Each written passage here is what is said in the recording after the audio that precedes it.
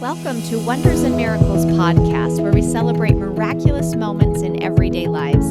I'm Liza Lawrence. I'm glad to have you join me as we celebrate wonders and miracles together. I am so honored to be here today with the Frei family. We have Greg and Amy and Sarah here with us. And some of you listeners have probably been following Sarah's story. On July 30th, 2020, she was hit by a drunk driver. We're going to listen to the journey that she went through, the miracles that she's seen, and how this has affected her life. So, Frei family, thank you so much for being on, and tell us the story. So Sarah was with three of her friends driving home from Bear Lake, and they were hit head on by a drunk driver. All four of them in the car did sustain injuries. The three friends were released pretty quickly after the accident from the hospitals, and Sarah sustained the most severe injuries. She was in the backseat passenger position. And basically what happened is the lap belt cut through her midsection and just really did damage to the abdominal walls and her bowels and her spine. She broke her spine in two places. That's what caused the paralysis. But she had so much trauma to her body that it's amazing she's alive and that she was able to survive.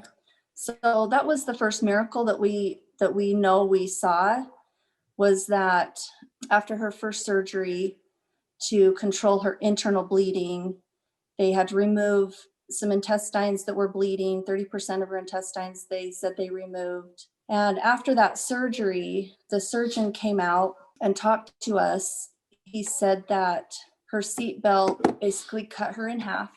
Told us about those other injuries to her spine and damage to her aorta, where it was kinked and not, causing no blood flow, those kinds of things. But he said, typically they do not see these patients make it to the hospital. And so that was miracle number one. And they said she's so young and she's so healthy that normally an adult with this same injury would not survive. So she's young and healthy and survived all the internal bleeding, and they gave her massive transfusions. Her heart, her lungs, everything that's those vital organs were able to survive that injury that was so severe. That's miraculous right off the bat.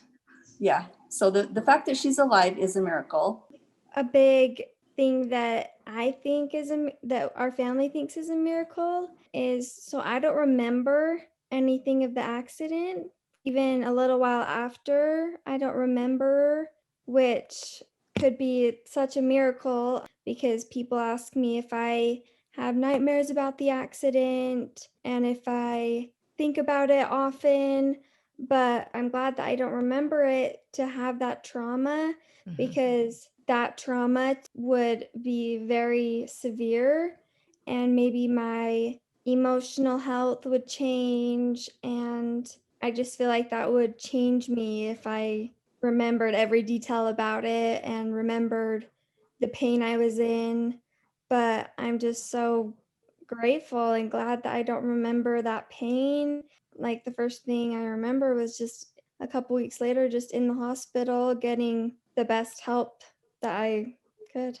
I love that perspective. Yeah, that's definitely been a blessing. So she had also some medical miracles that we saw. When we found out that she was not getting blood flow to her legs, the doctors told us that these muscles are dead in her calves. I mean, it was horrible. It's just unimaginable, that feeling that we had when they told us that. And that night we called our kids and talked to the family, and there was the chance that they were going to have to take off her legs at the hip. And they said all the muscles are dead in the whole leg. They said, we're going to try to save as much as we can. So as we talked to the kids just over the phone, Greg and I, we just felt like we need prayers. We need massive prayers.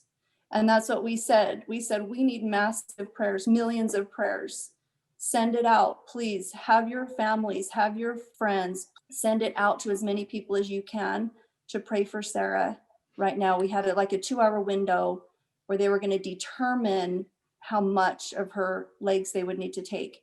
And so we sent it out. And it was massive prayers were requested, as well as very specific. not just a general prayer of well-being, but very specific to, we need to retain as much of the leg as possible, and for specifically that they don't have to take at the hip, that if she can have some into her thigh, maybe mid-thigh, that she'll be able to retain some balance in her wheelchair, and Be able to sit. just would make a world of difference. So that was the kind of the two uniqueness things. We were very specific and very broad based in terms of the audience.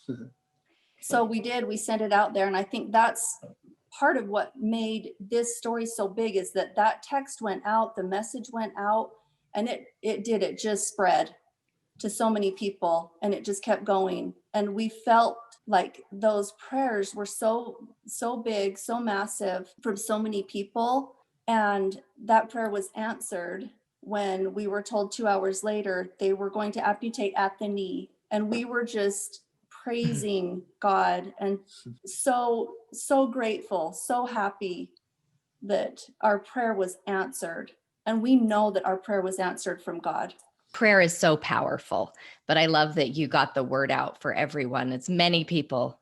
Yeah. That's beautiful. That's amazing. Yeah. So we found out only a few hours later, her kidneys were shutting down. There was still toxins in her blood that was causing the kidney damage from so much dead muscle tissue.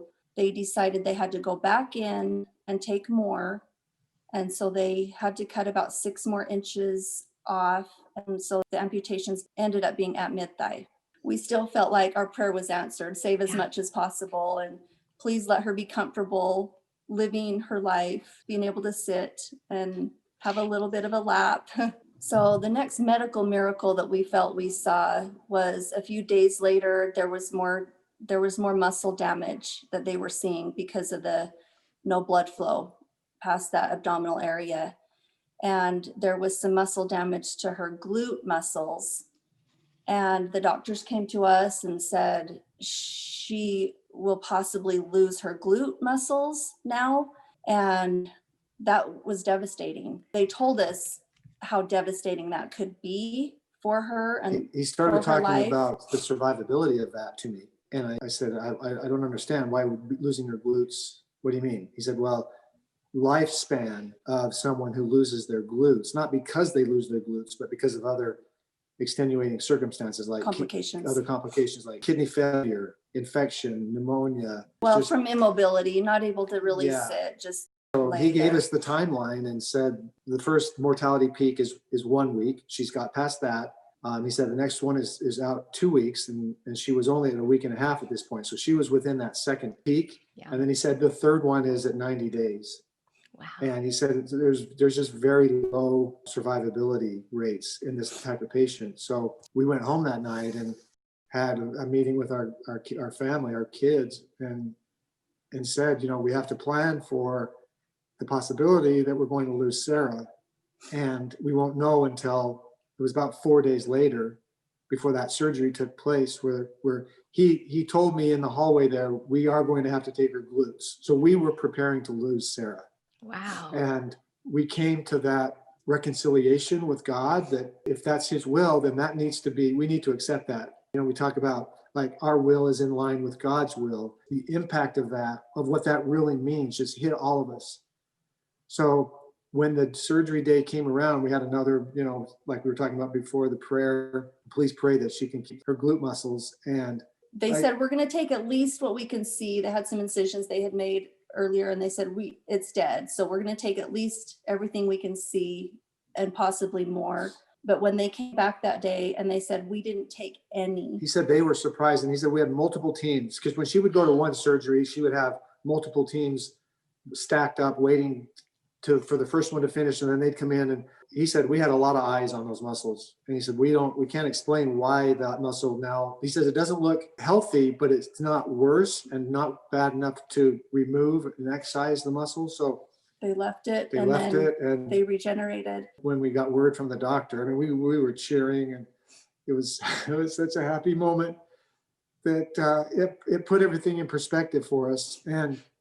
And another specific prayer that was said was to bring blood flow, asking God, bring blood flow form vessels. And I know that a few people actually talked to me afterwards and said that, and a couple of my sisters told me in their mind's eye, they could see as they were praying, they could see blood vessels, blood flow, and just visualize these things happening. And they could actually see it occurring, blood flow and blood vessels forming, which that's a miracle. That's amazing. I love that. So those are the two big medical miracles that we saw. And then just her recovery, no kidney issues, no abdominal or intestinal issues. You know, they got her intestines all hooked back up and everything works perfectly. She was able to heal and she's recovering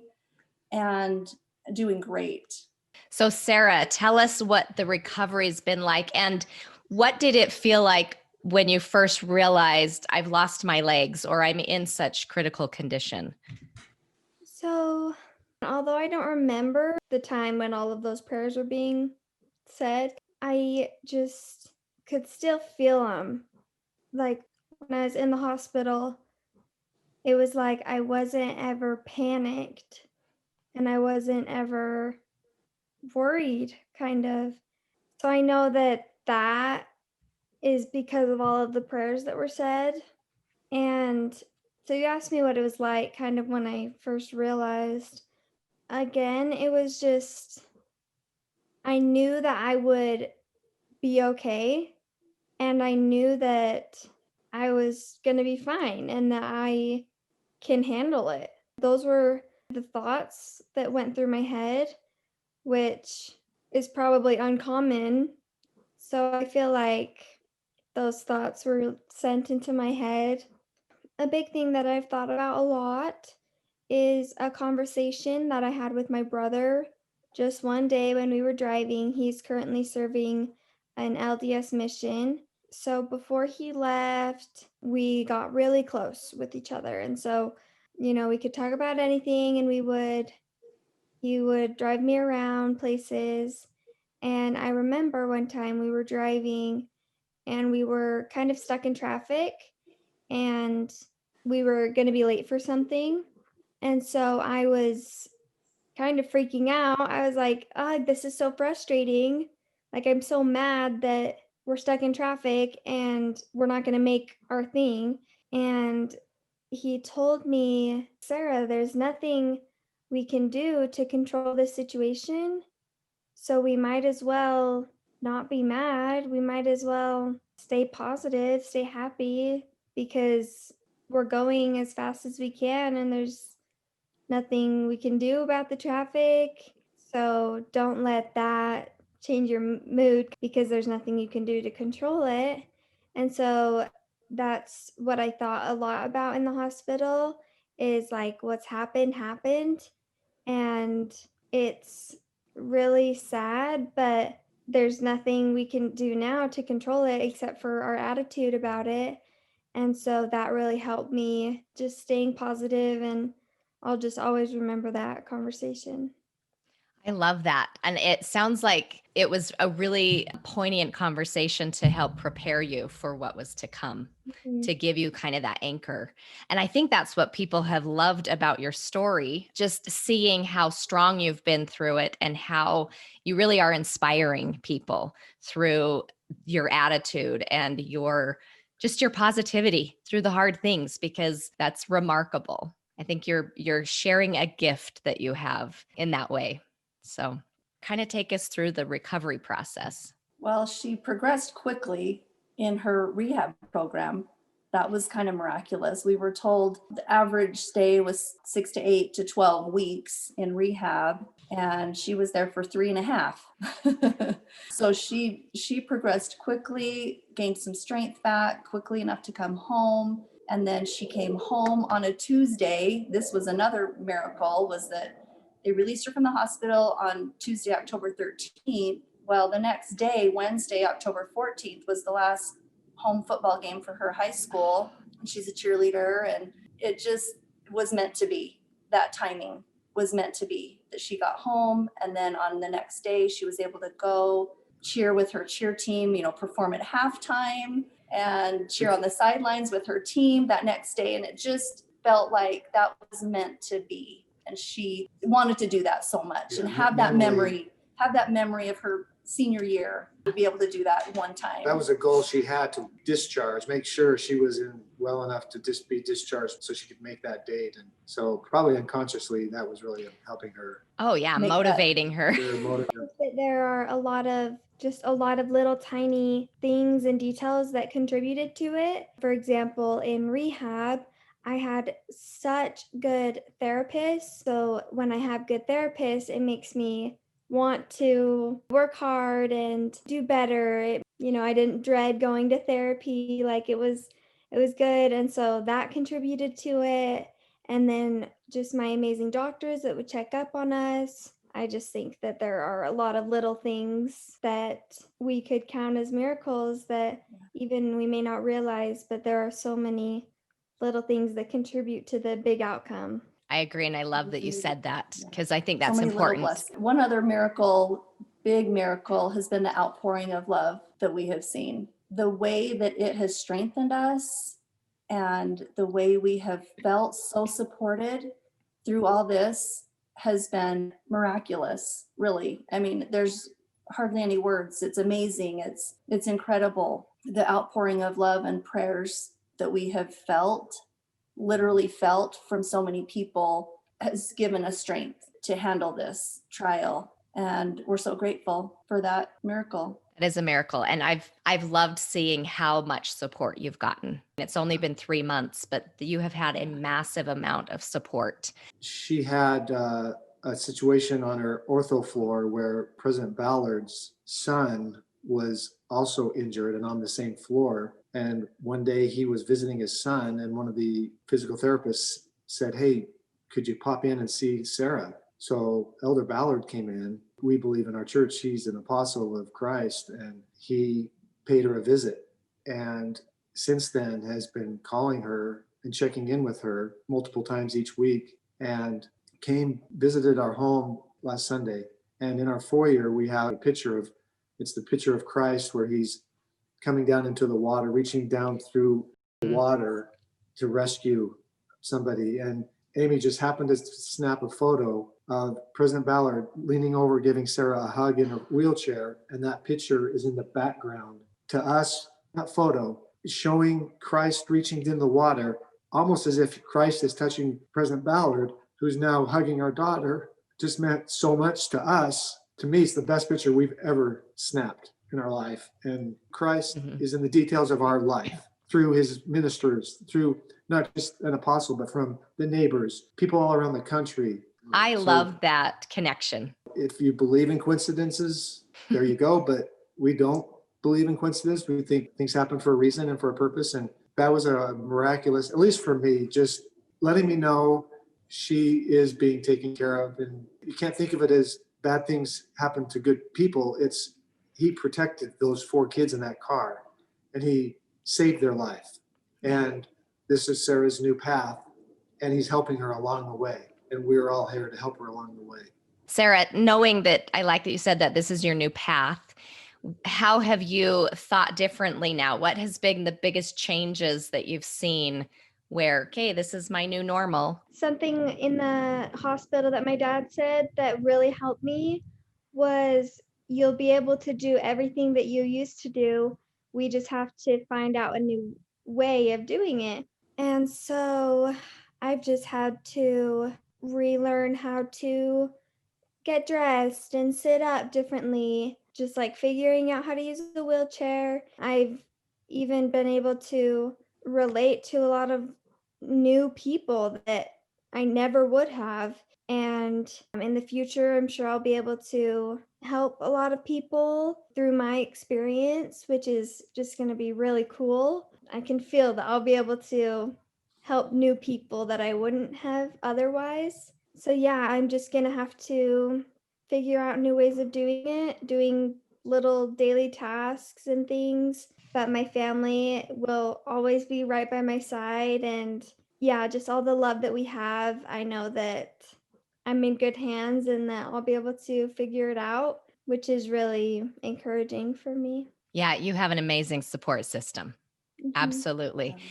And I love that perspective of that you're seeing already that there's a purpose in this, that you can have a bigger purpose and a bigger impact on people. I can feel that too. I think that's amazing. And it's amazing that you recognize that so early in this. It is amazing that she can already see the blessings from this tragedy. Our hope is that she will be able to spread her message of hope and resiliency. And when people do go through hard times, hard trials, and everybody has them, they can see that there is hope, hope in Christ, and that He will heal all wounds. This has been a good example for us about the importance of the individual going through the trial is the one who dictates the mood and dictates for himself, which then bleeds out to others.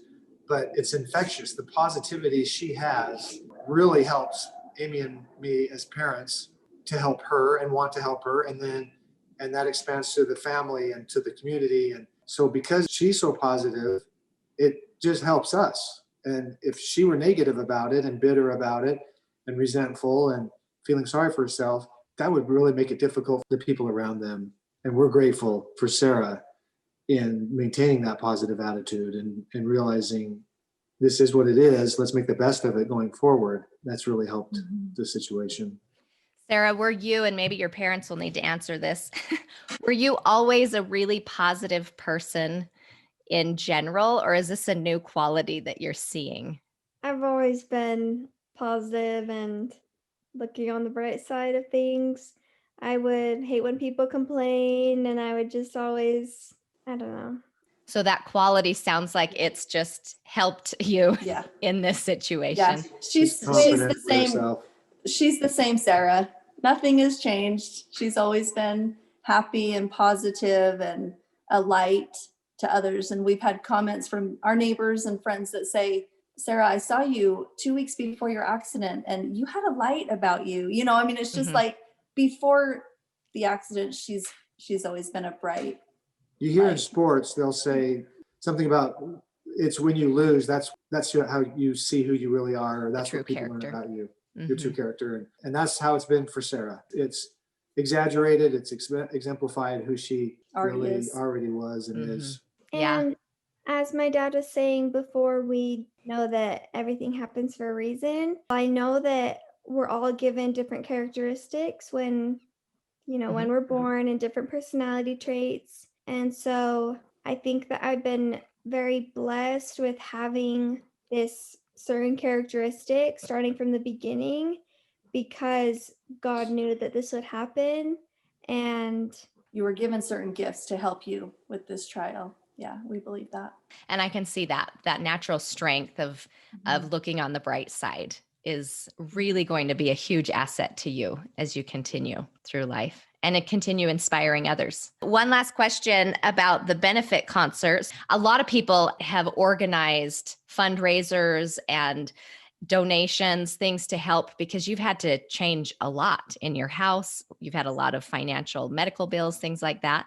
And your aunt put together this concert, and we're going to talk to her and hear her story and the miracles there. But how was that for you, Sarah, watching the concert? What were your feelings in relation to that? it was so cool.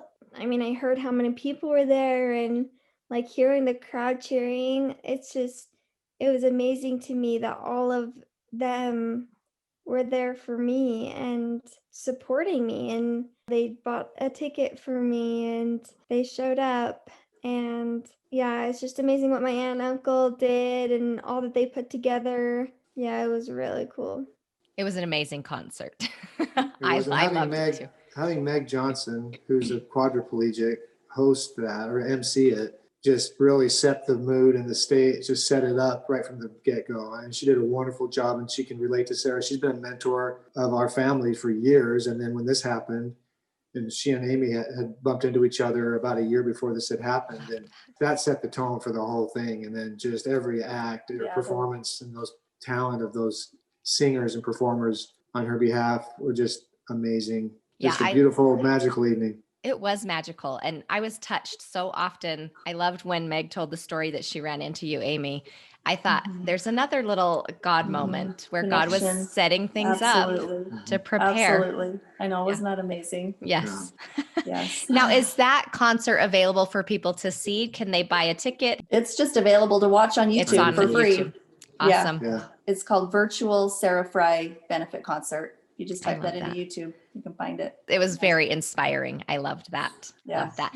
So tell us where, if people want to support you and Sarah in this new journey, tell us where people can donate and what would be helpful for your family. So there is a GoFundMe for Sarah for her long-term medical needs that she will have throughout her lifetime that has been very helpful for medical costs and home renovations, things like that. So that link is found on her Instagram page. In her bio, there's a link to her GoFundMe account. It's strong.like.sarah. That's her Instagram page. There's a link in the bio. It's called the link tree. You click on the link tree. There's also, for folks in Utah, American First Credit Union has a medical account for her under her name. Sarah Frei Family Care Fund that they can donate to that, directly to that. Sometimes that's a little easier. And just GoFundMe.com, Sarah Frei Care Fund. Perfect. And I think that that's very, very needful for your family at this time and for Sarah. Well, thank you so much. This has been an amazing interview. I love your story, Sarah. I love how inspiring you are through this hard thing. And I think you are meant to inspire many in the years to come and presently. So We agree. You're just a beautiful family. I can just feel that. Oh, thank you. And thank you for hosting us and for your concern and kindness and sharing her story. Well, it's people like you that we're talking about. When we talk about the miracles that are happening in our lives, it's the people who bring dinner. And then it's people like you that have this wonderful talent to communicate and touch the hearts of people and share these stories. And thank you for what you do. Well, thank you. It means a lot. I am honored to have you on and to have you share the story. Thanks. So thank you. Thank you. Thank you so much for listening to this miracle story. Please subscribe to my channel. If you liked it, you can also find me on iTunes, Stitcher, Spotify. And remember to notice and celebrate miracles everywhere, because the more miracles we